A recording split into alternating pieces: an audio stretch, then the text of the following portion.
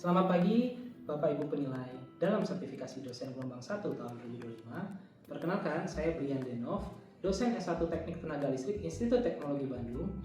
Video ini dibuat untuk melengkapi persyaratan dalam pengajuan sertifikasi dosen gelombang 1 2025, yaitu pernyataan diri dosen dalam unjuk kerja Tridharma Perguruan Tinggi PD UKT-PT dalam bidang pengajaran.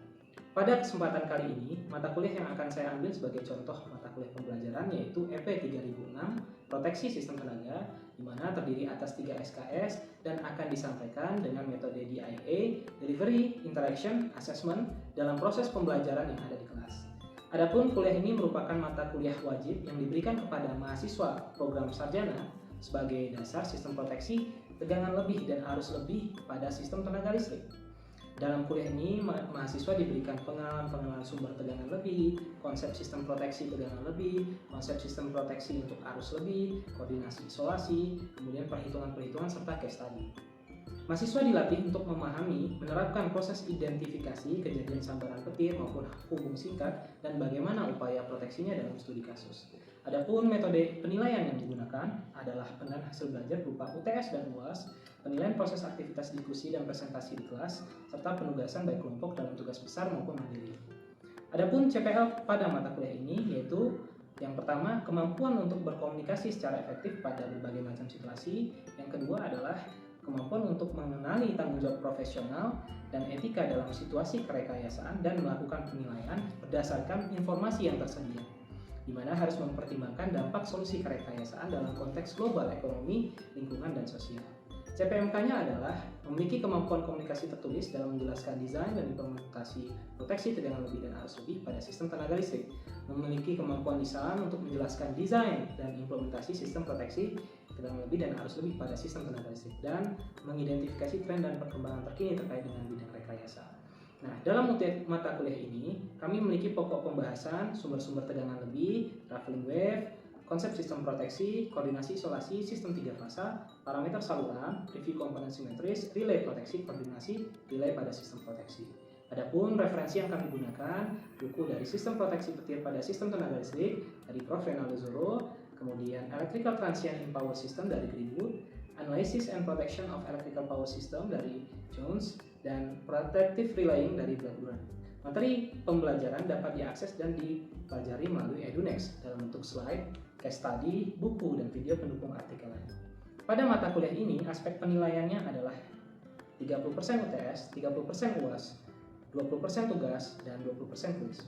Metode yang digunakan dalam kuliah ini adalah ceramah, diskusi, dan case study, collaborative learning, dan problem based learning. Berikut adalah contoh pembelajaran yang akan dilakukan secara luring di dalam kelas. Assalamualaikum warahmatullahi wabarakatuh. Selamat siang teman-teman semua. Jadi pada hari ini kita akan bahas terkait dengan fenomena petir tropis dan parameter petir tropis di kuliah EP 3006 Proteksi Sistem Tenaga. Sebelum kita memulai, marilah kita berdoa sesuai dengan agama dan kepercayaan masing-masing. Berdoa dimulai.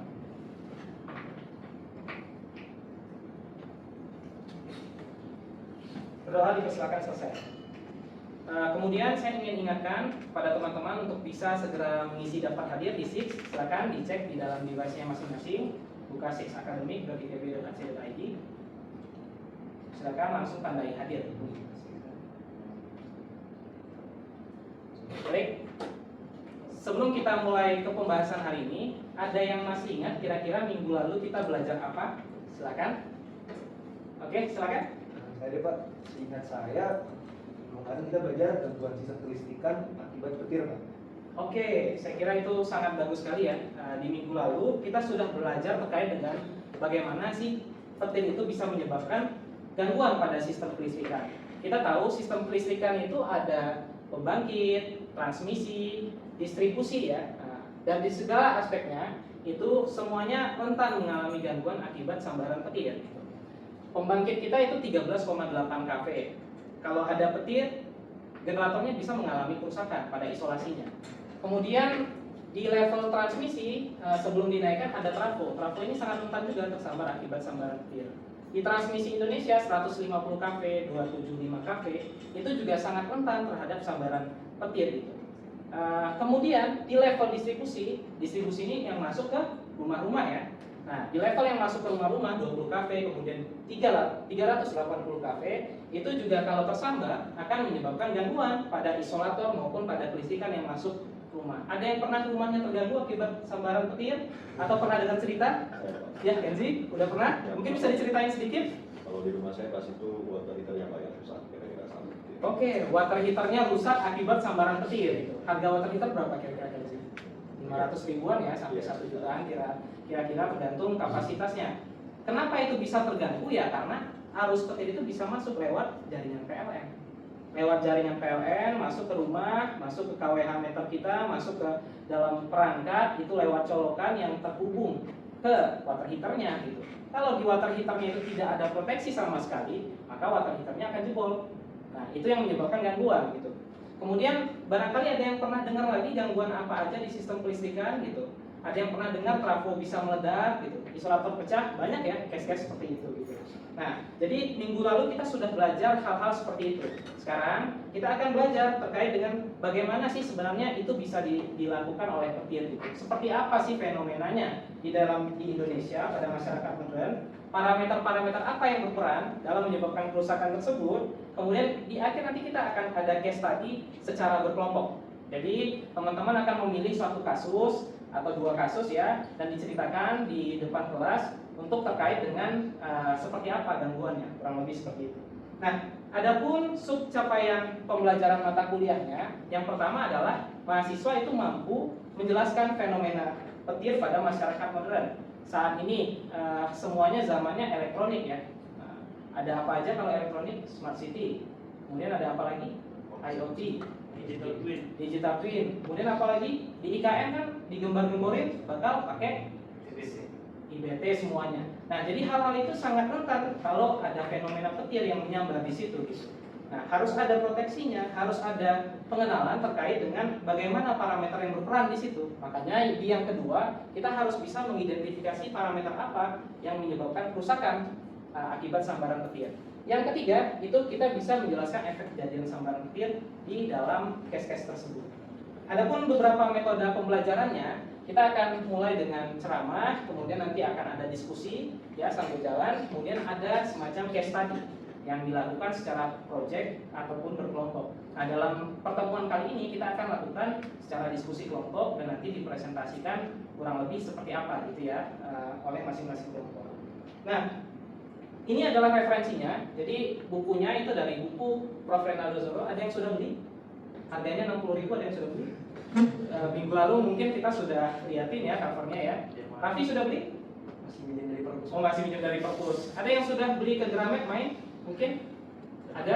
Udah ya? Iya di Gramet. Ya, oke. Jadi nanti silakan dibeli ya, karena bab 1 sampai bab 4 kita belajarnya dari sini. Gitu ya. Kemudian adapun buku penunjang itu Greenwood dan Jones dan beberapa dari Blackburn. Jadi 4 ini bisa kalian pakai untuk memahami terkait dengan bab ini. Nah, kemudian kita lanjut untuk materi hari ini. Kurang lebih kita mulai dengan sumber-sumber tegangan lebih. Nah, ada AC, ada DC, ada impuls. Ada yang tahu bedanya? Oke, Raffi silakan. Jadi kalau yang saya ketahui ya Pak ya, kurang lebih kalau AC itu polaritas tegangannya itu berubah sepanjang waktu. Oke. Nah, kalau DC polaritas tegangannya konstan Oke. waktu. Nah, kalau impuls itu tegangannya muncul mendadak secara tiba-tiba, bisa dalam waktu yang sangat singkat, mikrosecond. Kemudian magnitudonya sangat besar gitu Pak. Oke, saya kira itu bagus sekali ya.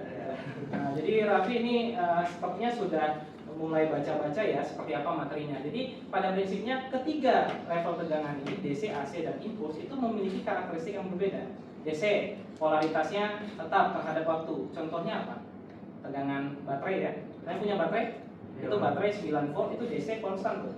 Nah, yang konstan adalah polaritasnya, bahwa dia selalu di positif. Magnitudenya bisa aja berubah, tetap DC namanya. Gitu.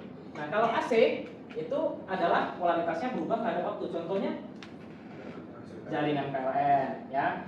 Nah, kita dijawab jaringan PLN. Jaringan PLN itu masuk dari 220 volt masuk ke rumah-rumah kalian, itu tegangannya berosilasi, ada positif, ada negatif. Mungkin waktu zaman kita kuliah di tingkat 1 dulu ada mata kuliah namanya PAR ya, itu kan dilihatin sinusoidalnya seperti apa. Yang ketiga impuls nih, petir contohnya, bahwa tegangannya itu sangat tinggi kemudian durasinya sangat singkat gitu. Nah, kurang lebih ada yang tahu kira-kira biasanya kalau kita ngukur grounding itu pakai apa? Ada yang tahu? Earth tester ya? Earth tester ya? Earth tester. Nah, earth tester itu DC atau AC? Kira-kira? DC, benar. Kalau petir itu DC atau AC?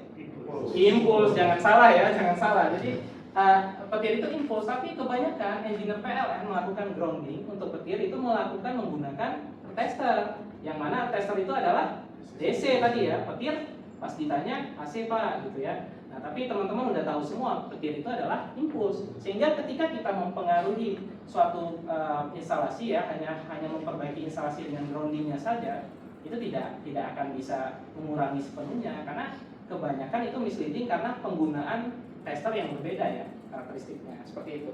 Nah, jadi ini 3 hal yang nantinya teman-teman bisa lihat ya bagaimana pengaruhnya.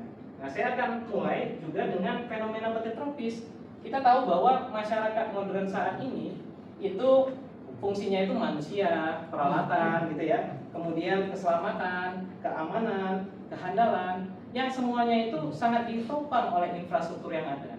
Infrastruktur yang ada itu semua yang ada di state. Nah, bisa kalian sebutin ada apa aja? Fasilitas ya, ada apa? Bisa listrikan, kemudian ada telekomunikasi, data processing, kontrol, kemudian software-softwarean ya. Nah, teman-teman kita di informatika itu ngoding semua gitu. Nah, pakai laptop, pakai mikroprosesor itu sangat rentan terhadap petir. Itu mendukung masyarakat modern. Nah, tapi masalahnya adalah ketika petir itu nyambar, itu dihasilkan oleh awan yang namanya awan apa? Ada yang tahu? Awan apa? Awan cumulonimbus. Awan cumulonimbus itu. Nah, itu benar sekali. Kenapa awan cumulonimbus? Kenapa bukan awan cirrus? Kenapa bukan awan stratocumulus? Kenapa bukan awan jenis lainnya? Karena cumulonimbus itu adalah satu-satunya jenis awan yang tumbuhnya ke atas dan memungkinkan terjadinya pemisahan muatan di dalam awan. Nah, jadi itu reason ya kenapa di Indonesia itu sangat banyak petirnya ya karena awan CB-nya itu besar-besar. Nah, sekitar 17 kiloan tingginya. Kalau lebarnya itu bisa lebih dari 6 kilo, bahkan bisa terjadi sepanjang Pulau Sumatera. Bayangin, itu bisa berhari-hari. Nah, jadi ini sangat rentan untuk memisahkan kedua fungsi ini gitu. Nah, yang menyebabkan terjadinya kerusakan dan kehancuran. Katastrofik yang terbesar di Indonesia itu masih terjadi di Cilacap tahun 1995. 1 tangki tersambar petir, 6 tangki lainnya itu terbakar. Nah, itu jutaan barrel yang hilang. Nah, sehingga ada yang tahu solusinya kira-kira gimana sih untuk mencegah kerusakan itu? Oke. Solusinya itu mengukur karakteristik dan parameter petir. Nah, betul sekali. Jadi mengukur karakteristik petir dan parameter petir. Yang mana kalau kita sudah tahu karakteristik petir di Indonesia itu seperti apa, kurang lebih kita akan bisa menyebabkan kita itu tahu lebih detail ya terkait skema proteksinya akan seperti apa. Contoh, kalau misalnya parameternya lebih curam dari yang ada di standar, apakah kita wajib ikut standar atau harus lebih dari standar? Harus lebih dari standar ya, karena kalau dengan ikut standar saja parameter kita itu tidak dimuat di situ. Nah, itu yang terjadi. Jadi kita harus mengukur karakteristik petirnya gitu. Benar sekali. Dan pengukurannya ada 2, pengukuran langsung dan tidak langsung. Gitu. Ada yang mau cerita pengukuran langsung itu dan tidak langsung itu bedanya seperti apa? Oke, silakan. Mungkin saya jawab yang di atas dulu ya. Oh, boleh ya. Yang pengukuran tidak langsung dulu ya. Mungkin saya lebih tahu kelebihan sama kekurangannya Oke. sih, Pak. Ya, kalau setahu saya kalau pengukuran tidak langsung itu dia kan mengukur bisa untuk demografi yang lebih luas sehingga akan menghasilkan data yang lebih banyak. Sementara untuk kekurangannya itu yang saya pelajari di saat matkul 32 medan elektromagnetika itu hasil pengukurannya itu bukan murni dari petir, sebenarnya dari gelombang elektromagnetiknya sehingga akurasi perhitungannya itu sedikit berkurang. Saya tebak ini Juan bagus sekali nilai medannya ya. Pasti udah bisa menjelaskan dari kuliah-kuliah dasar yang sebelumnya sempat disinggung masalah medan. Itu benar sekali. Kenapa? Karena kalau kita cerita soal pengukuran tidak langsung, itu source-nya itu tidak harus diukur di sana langsung. Kita bisa aja lihat petirnya itu 300 kilo di sana gitu. Kemudian saat petir itu nyambar ada medan elektromagnetik seperti yang Juan bilang tadi, medan listrik dan medan magnet yang dihasilkan itu dideteksi sama sensor kita gitu. Nah, sensor kita menangkap itu sebagai informasi sambarannya di mana dan berapa besar gitu ya, berapa besar arusnya gitu. Kemudian jenis-jenisnya itu ada 3. Yang pertama, time of arrival. Itu yang dideteksi adalah medan listrik. Tadi Juan mention medan elektromagnet itu ada medan listrik sama medan magnet. Ini listrik. Kalau yang direction finder itu adalah medan magnet.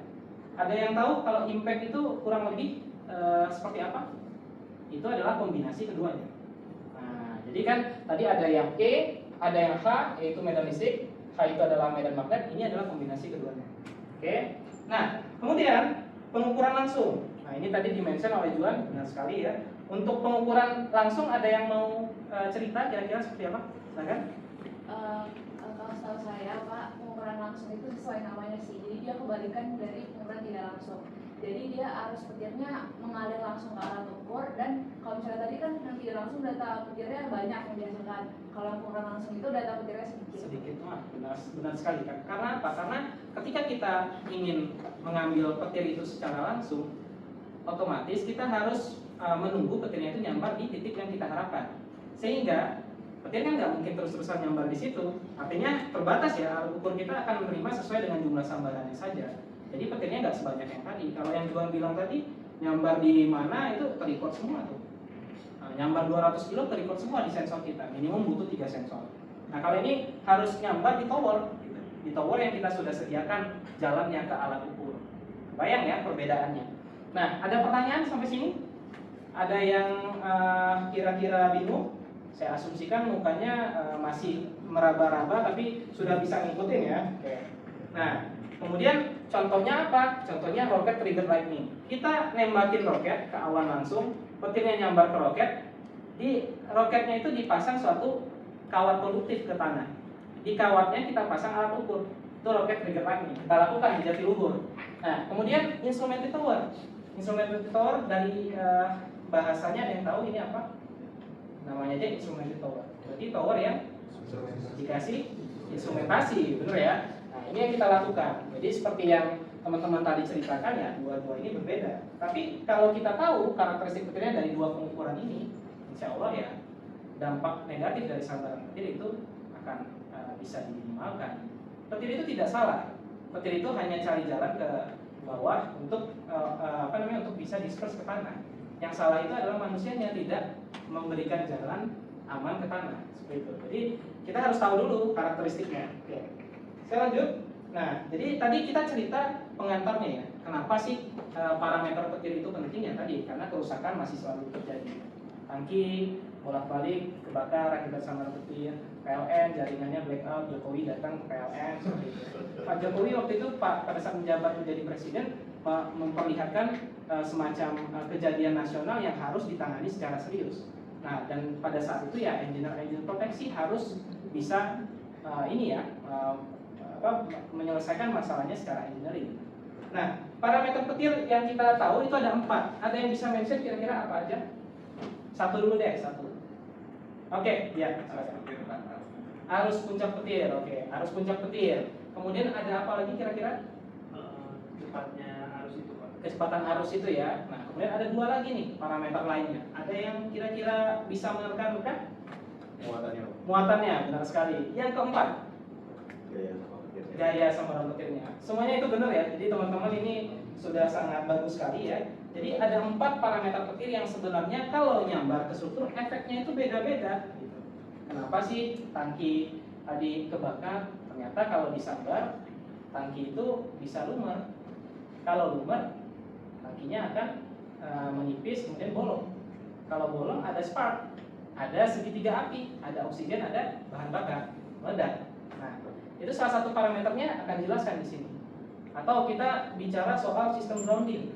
Nah, petir kalau nyambar itu akan membaca parameter di ground. Itu namanya R, resistansi. Nah, tadi yang saya sebutkan di awal, engineer PLN melakukan perbaikan sistem grounding. Itu dia bicara soal R. Seperti itu. Parameter yang berperan nanti akan dijelaskan di sini. Nah, ada 2 parameter lainnya juga nanti kalian akan lihat. Nah, kita akan bicara soal parameter yang pertama. Ada yang bisa menerka kira-kira dampaknya apa untuk parameter pertama? Oke, silakan. Buat arus puncak ini akan berdampak ke sistem grounding. Oke, sistem grounding ya. Jadi memang pada saat petir itu nyambar, dibuang ke tanah, itu adalah yang berperan adalah sistem groundingnya. Oke. Kemudian ada yang tahu nggak tipe-tipe sistem grounding? Ada rod, ya, plate. Ya itu pengetahuan umum ya. Walaupun tidak umum-umum amat karena kan kuliah proteksi petir ya kita belajar di sini itu sangat spesifik gitu. Kemudian ada fondasi ya. Kemudian ada kombinasi dari rod dan plate atau ring gitu ya. Nah, itu hal-hal yang perlu kalian pahami. Kenapa? Karena begitu petir itu ngebuang, itu tergantung dengan konfigurasinya. Nah, di dalam parameter yang pertama, begitu ada sambaran petir, maka tegangan akan muncul di bawah sebesar I dikalikan. Oke. Kemudian yang kedua itu parameter kecurangan kenaikan arus, tadi yang dibilang oleh Haris. Dimana kalau kita bicara soal kecurangan, itu biasanya struktur yang disambar itu punya induktansi. Nah, induktansi itu berperan sebagai tegangan induktif yang akan muncul di struktur. Nah, tegangan induktif inilah yang nantinya akan memberikan kerusakan kepada elektronik. Kalau praktek 5 disambar petir, penangkal petirnya ada induksi itu ke dalam. Induksi ini menyebabkan laptop saya yang connect ke colokan itu teraliri tegangan lebih, kemudian shutdown. Atau labnya rusak gitu. Banyak ya. Kalau kita bisa bilang kita praktikum itu seringkali merasakan suatu saat komputer itu agak lemot, agak lama. Itu kenapa? Karena dia sudah mengalami aging. Sambaran dalam radius 2 kilo itu bisa menyebabkan komputer di gedung ini itu mengalami aging atau penurunan lifetime. Oke. Itu ya, itu adalah parameter yang kedua. Yang ketiga, ada yang tahu apa dampaknya? Ki? Oke, Taki. Jadi muatannya itu bisa kayak mengikis kayak tangki tadi. Berarti efek kikisan ya atau efek leleh pada metal yang disambar. Nah, kalau kita bicara soal metal yang disambar, tangki di Indonesia itu sudah sesuai dengan NFPA 780 tahun 2020 gitu. Dikatakan bahwa tangki yang terbuat dari metal itu sudah self protected dan tidak butuh additional protection. Nah, nyatanya di kita itu proteksi masih diperlukan. Kenapa? Karena petir kita itu muatannya sangat besar, ekornya panjang gitu. Sehingga efek lelehnya itu akan lebih besar. Kemudian yang keempat, gaya impuls, ada yang mau cerita? Oke. Jadi kalau yang saya tangkap karena ada petir cepat itu jadi pasti gaya yang biasa juga bisa besar. Oke, gaya yang dihasilnya besar. Biasanya gayanya itu berdampak pada yang disambar itu seperti apa. Kalau manusia disambar, seringkali manusianya itu mengalami lebam. Nah, itu seperti ditonjok secara cepat. Nah, itu gaya ya. Kalau kalian ditonjok sama teman kalian tuh, gitu ya. Nah, kira-kira biru lebam seperti itu. Kalau petir itu nyambar langsung ke orang gitu, ada efek lebam. Nah, kalau misalnya metal ditonjok seperti itu, kira-kira jadi apa? Penyok ya. Penyok, kurang lebih seperti itu. Nah, jadi kurang lebih ini parameter 4 ini yang harus kalian pahami. Saya kira teman-teman tadi dalam diskusi udah bagus sekali ya, bahwa efek I itu terhadap sistem grounding, muatan petir itu terhadap efek leleh pada metal. Kemudian kuadrat arus impuls itu atau gaya yang menyebabkan efek penyok atau hancur pada material, kawat tanah putus pada suatu peralatan, pada suatu kelistrikan. Kecurangan itu efek induksi ke dalam bangunan. Ada pertanyaan dulu? Oke, saya kira mungkin teman-teman sudah siap ya. Kita akan ada semacam case study secara berkelompok. Nanti masing-masing teman-teman silakan duduk berkelompok. Satu kelompok bisa kita bagi sesuai dengan hitungan ya, 1 sampai 4 saja kurang lebih. Jadi silakan mulai dari Genzi ya, berhitung. 1, 2, 3, 4. 1, 2, 3, 4. 2, 3, 4. 1, 2, 3. 4. Oke, jadi sudah ada orang-orang dengan nomor yang sama, silakan duduk berkelompok.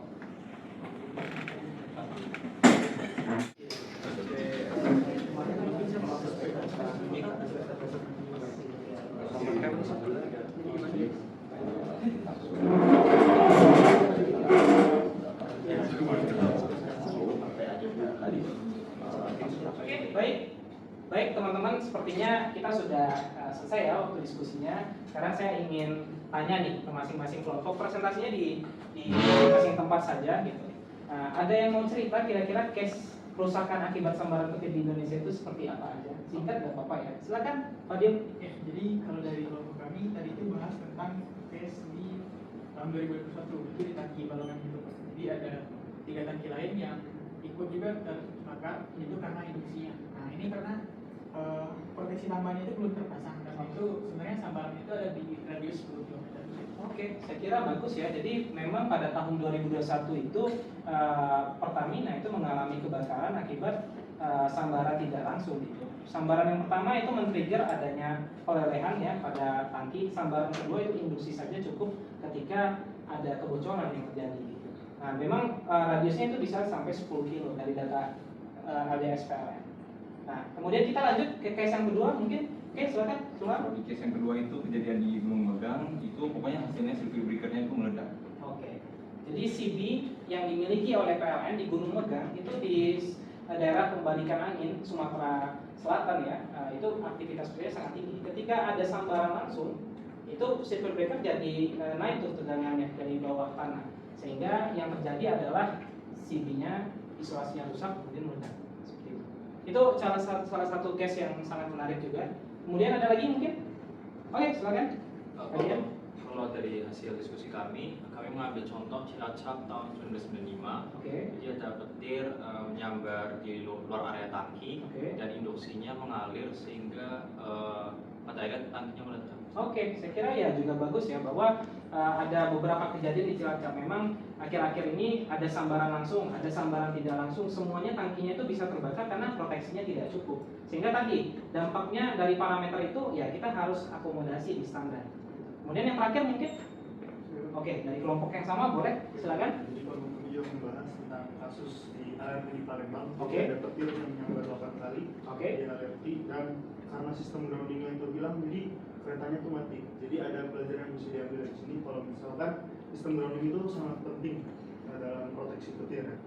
Karena tanpa grounding itu tadi ya berarti bisa dilihat langsung keretanya itu mati, dan diperlukan juga service dan maintaining grounding tadi bisa hilang itu berarti karena ada kelalaian dalam maintenance. Wah, saya kira itu bagus sekali. Memang aspek maintenance dalam sistem grounding, kalau udah sistem pembuangannya nggak ada, petirnya mau lewat kemana kan? Ya udah, selalu muter-muter di kereta LRT Palembang mogok ya karena itu. Memang aktivitasnya bisa sampai 8 kalian gitu ya. Nah, itu salah satu case, tapi untungnya lagi nggak ada penumpang. Tapi bayangin kalau ada penumpang panik keluar, ada awan petir, kesambar, itu kan bahaya sekali.